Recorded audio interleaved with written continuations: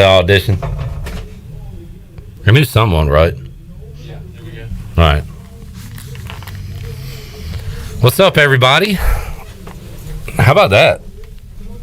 How about that? Pirates knock off the Memphis Tigers. Somehow, some way, one of the most improbable comebacks you will see.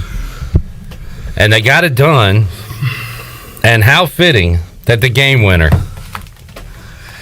is by none other than Brandon Suggs. The boat has come out of, it's submerged, it's sunk, but man, that boat just came right back out of the water, and it is floating, and it is floating good right now, baby. It is a great day to be a Brandon Suggs guy. I am not on the boat. Of course not.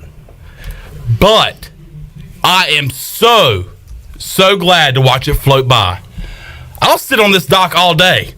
I'll sit on it all day long. Sitting on the dock of the bay, watching the sunboat float away. The Pirates defeat Memphis in a wild one in Minges. I need to go back and watch it. We're still gathering our thoughts. We went right from Minges to here, scrambled to get on, and we're going to get on and be here for a little while. People leaving Minges probably thought I was crazy because I was sprinting out of the arena and sprinting by everybody to get to my house, to get in my car and just literally bust ass over here. We appreciate you setting this up. Are we on YouTube? Should be. It says waiting for Pirate Radio TV. Oh, because it's 6:40. We'll be on in 1 minute. 1 minute. 1 minute remaining. 1 minute remaining. Clip Brock. How about that? What a game. Pirates get down big early. I got to tell you that I was not a believer in the Pirates today. I thought that it was a recipe for East Carolina to have a good crowd at home and to go ice cold from the field and just put together a bad performance, and it was a must-win for Memphis. And for about a half, it went the way I thought it would, but credit to these damn Pirates for once again. We joked with our guy Keith Tingley the other night at AJ's at halftime of that Cincinnati game where he said we're a second-half team. I said, no, we are not. We're a first-half team.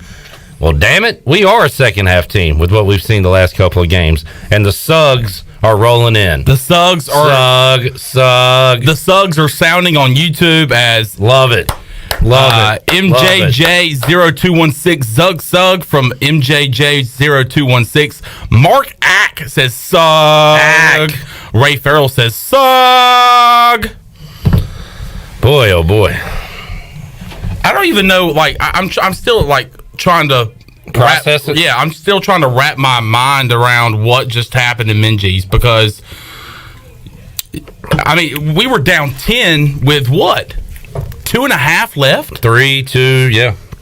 Let's see if I can get a scoring log of what transpired there at the end. Vance Jackson hit a monster 3. I remember that. Tristan Newton hit a 3 to get it from 8-5 and then hit 2 free throws. And then Vance hit his corner 3. It was just clutch shot after clutch shot. And I tell you what, credit to the Pirates defensively, especially in the press. Oh, man. Late in the game. That was exciting. And causing turnovers. They did have to, Memphis was forced to call a timeout late, and then it kind of they came back and still, the Pirates still clinching on to the Tigers defensively. And one time we got a steal. They got it back. Did you just say that? Maybe you did. No. We got a steal. They got it back, and then we got another steal, all in the span of about 4 seconds. It was just a roller coaster of emotions in Minges because, like you just said, that sequence was crazy. Thinking that the Pirates had a turnover. There was another wild sequence underneath Memphis's basket where the ball, the Memphis missed a shot. Vance Jackson, I don't know what he was looking at, didn't grab the ball. They got an offensive rebound, and then Brandon Suggs took a charge. Remember that? Yep. And that was wild. What an atmosphere. Kudos to the Pirate fans for showing out, too, man. That was a ton of fun down the stretch. The atmosphere in Minges was just unbelievable. I took a video, and I'll probably post it to Twitter later, but it was just so loud. We've talked about it earlier this year. The crowds have been pretty good, and shout out to the student section, Eric Ward over there at ECU Athletics, and promoting, getting the fans out there. But the atmosphere was just unbelievable in that arena tonight. And on the way here, Clip, my question to you is, when's the last time that you saw Pirate fans storm the court? Was it NC State in 07? It probably has Maybe happened since then, but I do remember that one. I was at that one, yeah. I remember Brandon Suggs hitting that shot and just kind of being in this. I didn't even like shout. I didn't scream. I just kind of like raised my hands, and then I looked back at you, and you're just pacing back and forth in the aisle behind me. And I said, Clip Brock, did we just win that game? And as soon as I turned around, the whole floor. Yeah, it was a nice court storm. The whole floor was just covered in people. Unbelievable. Oh man, Bubba says we don't come back from 19 down without that atmosphere. I didn't realize. You're right. It got to 19 in the first half, and the Pirates chipped away. I thought we were going to be about a minute or two short. I was thinking that because it took forever to get it inside single digits for about what felt like 10 or 12 minutes, probably 10 minutes or so. The lead for Memphis was 11 to 14 points the entire second half. I remember you saying that, and you're right, because we kept saying, all right, need to stop, which you want to stop on every and we got possession. Plenty of stops. We just couldn't score. There was a kind of a lull in the scoring there for a while. Yeah, so just unbelievable. It's like you said, it seemed like it was just the deficit was 11 to 14 for so long. You didn't think the Pirates were going to be able to crawl out of that deficit. Early on in the game, I'm going to be honest right now. I was very doubtful, especially when a top 10 pick in Amani Bates is hitting 3 straight 3-pointers, and I think that actually took their lead to 19.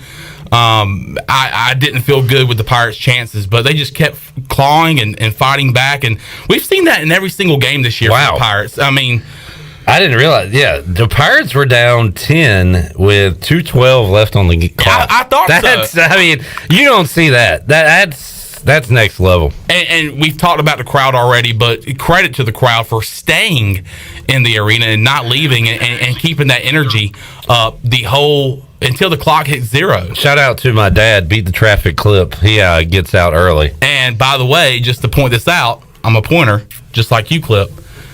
He left early in the Tulane game when Tristan Newton just took over. I want to say he left when it went to overtime, right? Mm-hmm. He was like, I got to get out of here. So he missed that run and then missed the end of this one too. But he is a big Jeff Charles guy, so I'm sure the radio call, which I actually heard it because they played it during the post game. They were interviewing Brandon Suggs and played the end. Yeah. Of it. It was awesome. So Brandon Suggs tonight, 17 points. Shay, shout out to Vance Jackson. He had a rough first half. He and Tristan Newton, were they scoreless at halftime? They might have had a bucket or two, but Vance Jackson finishes with 17 points tonight. He goes 3 of 6 from deep. Tremont hit some big threes tonight. He had 3 3-pointers, and Brandon Suggs 2 of 5 from deep tonight. Yeah, Vance Jackson, I think, hitting the game-tying 3. Late in the game, and on the way here I was listening to Jeff Charles on the post-game show and talking to Vance Jackson. Vance Jackson's a guy that has played at 4 different schools, maybe not 4, maybe 3 or 4 in his college career. And Jeff asked him, hey, have you ever been in a atmosphere like this tonight? And he said, no doubt about it. Ask Vance Jackson? Vance Jackson. Oh, wow. So, and, he's been at UConn, I think New Mexico State, New Mexico, somewhere around there. Arkansas. And he says the atmosphere tonight was just unbelievable. So just shout out. It was cool seeing, in the crunch time, Antoine Jackson, all the players on the bench, they were telling everybody to get up, and it was fun, man. And credit to the Memphis fans. There was a good little group of Memphis fans behind their bench too, but unfortunately for them, they are going home disappointed. Pirates take over and defeat the Tigers tonight. Unbelievable. David says feels good not to have a gap between football and baseball. We actually have something to cheer for. Get on board, folks. Next game is a Tuesday night. Another good team coming in here. Am I right about the schedule there? UCF? Yeah, Tuesday night. Hey, let's get there. Let's make that one fun. So Pirates 500 in the conference. Undefeated at home. Undefeated 10-0. That's is that right? That's a good number. Let's see. All right, Rick's moving back to Greenville. Bring some ball players with you here to East Carolina. So folks chiming in on Facebook and Twitter. We're going to be here till About 7 o'clock, maybe a little afterwards. Just recapping this one because I said that, you know what, if I texted out last night, and Chandler, thank you for doing this. No problem. You got other fun things you could be doing right now, but not really. I said, if the Pirates win, let's jump on Twitter and Facebook. Honestly, I didn't think it would happen. I thought I'd be on the way home. You mean YouTube and Facebook? What did I say? Twitter and Facebook. YouTube and Facebook. I thought I'd be on the way home with my wings, getting ready to watch these football games. Right now, the Bengals have a 10-point lead. Zay Jones with a touchdown. Zay Jones with a late first half touchdown for Vegas. But right now it is Cincinnati 23-13 over the Raiders. Wow. I just still cannot believe what just happened. This is kind of giving me the Navy game in football feeling. Just kind of like didn't think it could happen. The Memphis football game. The Memphis football game. Yeah. Just unbelievable down the stretch for the Pirates, and what a great win. Of course, we're going to take this and run with it, but the Pirates in a fight on the road the past two games at Temple, obviously losing in Philly to the Kinston native Damian Dunn. What a tough fought loss for the Pirates, and then obviously going to Cincinnati, who was hungry for a win after a couple of tough losses. And yeah, I mean, they're on the ropes right now. Yeah, so for them to come back home against a Memphis team that has also struggled and has lost a few games and lost a couple of games, Pirates find a way to win, and it's great. It's not like the Pirates were back and forth. The Pirates, we've mentioned, if you're just now tuning in and don't know what happened, the Pirates were down 19 points. Wait a minute. Basketball game. Did Memphis lead for 39 minutes and 59 seconds? Did the Pirates lead at all until the end? That's what I'm saying. Memphis led the game for 39 minutes and 59 seconds. Because they got off to a start, they got off to a lead, and then the Pirates tied it at 8. I don't think the Pirates ever took a lead until the end. Until the buzzer sounded. I might be wrong on that, but I think that's it. I think that's right. It's just unbelievable. Pirates moved to 2-2 in conference play, 11-5 overall. And I told you during the game, I think I told you when the score was 70-65. I told you this is not your dad's ECU basketball team. You did. You said it like 8 times. I don't know. Charlie says, I missed the brawl. Can you describe it? Well, first of all, there was no brawl. He did put it in quotes. I think he's being a little hyperbolic. They did tap each other on the rear end. Tappy. Yeah. So I didn't even see the R.J. Felton. Would he get a rebound or a steal and got fouled? I didn't even see that part. I did see a Memphis player push. Now, Felton, I'm assuming it's the guy that got ejected. I think. 20. Now, the guy that got ejected left the bench. That's why he got ejected, I believe. Oh. And again, we're there. I'm not watching it on TV, so I could. It's kind of harder to pick up while we're there live. But Felton, I think, escalated the situation a little because there was a guy on the ground, and he did the whole stand over him thing. You see it in all sports. So he probably escalated it. Then there was a shove. I don't think they called anything for that. And it went on for a while. Like, Felton got dragged away. Tremont was in the middle of it. First of all, there was that was a terrible execution in trying to disperse the situation. I feel like there was nobody trying to stop that. All of a sudden, here comes Joe Dooley onto the court. You remember seeing Joe Dooley literally come to the huddle? But to get his guys off. I think he was wanting to get Felton out of there because Felton was chippy and talking some junk. But I just was very shocked that there was not any more effort to kind of separate that situation. But it did get chippy, and all season long the Pirates have been very, very physical under the basket. Physical, compete, and they're competing. Thank you, Dennis, Jeff, Charlie. ECU had a 5-4 lead. Wow. So the Pirates led 5-4, did not lead again until that last shot goes down. And how about the play? Credit to, you got to run your best play with 1 second left underneath your basket. Suggs was wide open. Yeah, he had to take the shot. If he had missed the shot, it would have been a bad miss. It would have been because it was, crunch time and all that. But That's a shot you make in a normal time of a normal game. He had a lot of added pressure on it, but great job, Dooley, and Suggs executed. Credit to the Memphis Tiger for missing that second free throw for to let the Pirates have a chance. They missed to win. a couple of big ones down the stretch. Oh man, and so did the Pirates. That little guy. I don't want to see that guy again. That dude's quick. bad. He's a bad dude. He's very quick. That little dude. I did not like the way he was flopping all over the court every time Tristan Newton drove to the basket. Yeah. That was a little much. Pirates also missed some big free throws all game. all game long, and going forward that has to be improved. We've got to start canning our soups, and I know you're just now learning that term, but did Suggs bank it in? No, I didn't think so either. No. But Charlie said, "Do you think he called bank?" No, I don't think he banked that in. From live, it didn't look like he banked it. But he was able to create separation, and that ticker's going off in your mind. The Pirates actually got 0.3 of a second added to the clock because it was 0.7 seconds. Honestly, the play they ran, just coming down the court after the missed free throw, wasn't bad. I mean, they got Frank the ball underneath. Problem is Memphis is so tall, long, and athletic. It was swatted, but that actually wasn't a poorly run into game play there for ECU. They looked. I'm trying to think back now if I'm about to say something stupid or incorrect. The Pirates looked under control for most of this game. Yeah. How many turnovers they have? Even down 10, even down 12 with 3 minutes left in the game. Yeah. Yeah, I mean, you can just see the focus in those guys' eyes, especially on defense. Like, hey, we need to get a stop. We can trust our offense and the playmakers that we have on this team to go down and get a shot that we need. We just need to step up defensively and get a stop. We were saying it all game. Of course, every single possession you want to stop, but especially down the stretch, that's where you need to get a stop. And Pirates were able to do that. Tristan Newton had some bad turnovers now that I'm thinking about it. He had a few, but as a team, ECU had 14 and Memphis had 17. So Memphis, they have a turnover issue, a problem. It's not just this game, it's every game, and that kind of crept up. Sometimes they just get a little lackadaisical. I don't know.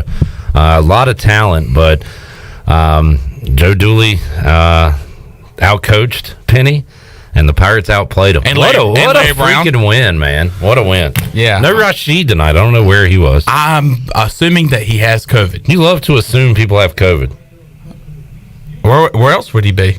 I mean, he might have had a death in the family. You know what? All right, here's a great lesson, Chandler. Just don't assume anything. Just say, I don't know why he wasn't here. I have got to stop making an ass out of you and me. No, because right now you said Rashid Wallace has COVID and somebody in his family died. Maybe. I don't know. My point is, I love trying to like come up with a situation in my head. Like, hey, you know why what? is he out? He took a separate plane here, and it got lost on an island. The TV show Lost. Yeah. Rashid Wallace is on an island by himself right now. That's what I'm assuming happened. Hopefully the Sug Buck picks him up. Takes him home. Sug. Oh, man. I'm kind of tired. I felt like I just played. Because we were pretty animated. Yeah. Rick says he banked it on TV. All right. Daniel says, I saw JJ at halftime in street clothes. I saw JJ before the game in street clothes, and I don't know what that was about. Well, I saw a tweet from Steven Igo that JJ Miles will be out for the Pirates again. I think his second game out. I think he might have played against Temple, but I mean, that's the guy that we can get back to help, another 3-point shooter that can come back and contribute for the Pirates. What's bigger, kick at Navy, 2-point defense in Memphis, or buzzer beater versus Memphis? That question from David. I would say Memphis football. I'm going to say the kick. 50-plus yarder from your freshman.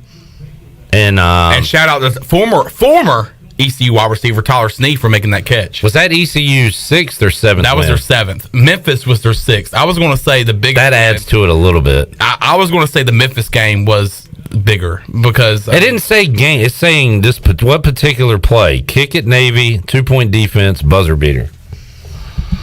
2-point defense, because I mean that Memphis is going for the win. They're trying to ruin your hopes of a bowl appearance that we never played in. And the Pirates, pinned their ears back and got the stop and got their 6th win. I would rank the bowl for the first time since 2014. I would rank it kick 1, buzzer beater 2, defense 3, because I feel like that would be the order and degree of difficulty, like likelihood. Right. Like, because teams convert. I don't strongly disagree with that. Just what's less than strongly? Somewhat. I mildly disagree with that. All right, fair enough. Bubba says the 2 for football because that meant bowl and winning season. I hear you, Bubba. I'm with you. Although it wouldn't technically mean winning season because they could have gone 6-6 or 6-7. That's true. Sorry to parse your words there, Bubba. All right, we'll be here. This is fun. Can we keep going? Yeah. 5 more minutes, Mom. It's just like when she came into your room to get you up for school. Hey, can I get 5 more minutes, please? This is fun. Just be quiet, please. Thank you. All right, let's see. Let's take a look at the Americana standings right now. East Carolina moves to 2-2 in conference play. So Houston is going to run away with this thing. SMU 13-4, 4-1 in conference play. Oh, Tulane. When did they lose? They lose today? So they're 4-2 now in the conference? They lost to SMU. Was that today? Yeah. Big win on the road for the Green Wave at Wichita the other day. So their 2 losses have come to East Carolina and to the Ponies. Can we get a Buccaneer scoreboard right quick whenever you get a chance? Around the league, maybe? Hell yeah, we can do that. Presented by Da Buck. Da Buck. Let's look at scores from around the nation. How about your Bonnies? Did they win today? No, they won last night. They cruised over VCU. Oh, that was last night. Sorry. Easy peasy. Lemon squeezy. SMU 75-66 over Tulane. Tulane held a 41-36 lead at the half, but a strong second half from SMU. They win it. Pirates beat Memphis 72-71. I really want to watch these football games, but I also want to watch that ECU basketball game again. You know? Well, the other day before we went on the air, you rewatched the Tulane game. I say on Monday before Pirate Radio Live. Oh, we're definitely watching. Oh, probably twice. I mean, all right, let's start at 11 o'clock. You get here at 11 o'clock. We'll watch the game twice before Pirate Radio Live. All right. What about the Brian Bailey Show? We'll boot him to Tuesday. Coming up at 7 o'clock, about to tip off UCF in South Florida. South Florida winless in the league. Houston is a double-digit favorite over Tulsa. Tulsa winless in the league as well. So that's what's going on in the American on the Buccaneer Music Hall scoreboard update. Good one tomorrow, 1 o'clock. Wichita State 0-3 in conference play. Wow. They are 1-point favorites against Cincinnati. The Bearcats 2-2 after knocking off East Carolina on Wednesday. Don't mean to toot my own horn, but I was all over the spread. You had 7.5. Shout out to Josh Thomas. He had Pirates plus the points and money line. That's right. And money line. Shout out to Josh Thomas. He was telling us during halftime. Double whammy. So shout out to him. I saw Kenny said something earlier. We need to do something with this. You know, the old DX back in the day. We got 2 words for you. Sug it. Okay. Yeah? Yeah? Yeah? I mean, I can't be a part of that. No, you can't. Exactly. You're out. I tell you what, rough night. John Moody, Josh Thomas, y'all gonna have fun. Who's the fourth guy? There's 4 guys. The 4 Sugsman. The 4 Sugsman. Is it Redbeard? No, it can't be Redbeard. No, it's not Redbeard. Damn, this isn't good, is it? No, the fourth Sugsman might comment and said it's me. I only stay in the captain's quarters, so I don't really go out and fraternize with the other people. John Moody's always at the roulette table. He says it's staying open really late tonight. Yeah. Let's see. Will you let my dad on the Sugboat? Nah, because of his association with you. Dang it. Sorry, Dad. Yeah, this one's on you. You'll have to explain to him why he can't get on. It is a rough night for the haters, though, for the and you know who you are. I wouldn't necessarily say it's a rough night. Like the Pirates win. Hey, we're not getting on the sug boat, but we're happy for you guys as you toot your horn on by the dog. Slug. Oh man, I wonder if Igo kind of just hung his head in shame after that. He should. He definitely should. Great stuff. Great win for the Pirates. We'll be here with you Monday at noon. Brian Bailey Show. Also, 3 o'clock on Pirate Radio Live, recapping this one. And, hey, let's go 24. We'll go about 36-hour rule, Chandler. Celebrate this one. Because we got to get ready for UCF. All right, Coach Ruff. Let's win another one at home on Tuesday. What do you think? That'd be awesome. And go to 11-0 at home. Pirates undefeated in Minges Arena. Well, we'll call it Williams Arena. Minges Coliseum. Excuse me. Sorry. Folks, jump on board and go to the game on Tuesday night. Thanks for tuning in to us. Just wanted to come in and share some of our thoughts and interact with you after the East Carolina victory. And Bobby does say, Eric Ward says it was high off the glass. Suggs banked it in. I couldn't tell from our seats. Yeah. I thought he just nailed it. I tell you what, though. Bobby said it looked like Tim Duncan. Knowing that now, for it to bank in kind of makes me feel like, I don't know, like it could have. What do you use your words? One more inch, like maybe over or to the left, it could have been off. No shit. So what is your point? I don't know. Look, Clip, I'm still in a tizzy. I'm in a tizzy right now. Okay. Oh, man. Bank shots always make me nervous. Stat to consider. Uh-oh. Stephen Igo. Memphis had won 38 consecutive games when shooting at least 50% from the field. That streak ended today. So there you go. Igo. Stat to consider. Non-believer. Your dad really wants on the boat. You know what? If you're willing to cut Chandler out of your family, then you can get on the boat. Wow. Wow. You know what? We'll talk about it. No final decisions right now. You know, we'll let me sleep on it. All right, gentlemen, ladies. This was fun. It was short. Yeah, short and sweet. Sweet. Short and sweet. Very sweet. But obviously it's awesome because Pirates win, and glad to celebrate it. Chandler, with you. You're a high five guy. I want a high five. Felt good. All right, shut us down. Thanks, Chan, man, for coming out. Thank you guys for hanging out with us for a little while, recapping East Carolina's improbable comeback victory over Memphis tonight in Minges Coliseum, 72-71. I can't wait to go back and watch it again. I might head over to the Memphis message boards and laugh at them. That'll be a fun activity tonight, and going to enjoy some football. You can hear the games right here on Pirate Radio if you're out and about. We'll wrap it up now. See you folks on Monday on Pirate Radio Live, 3 o'clock. Pirates win it tonight, 72-71 over Memphis. Go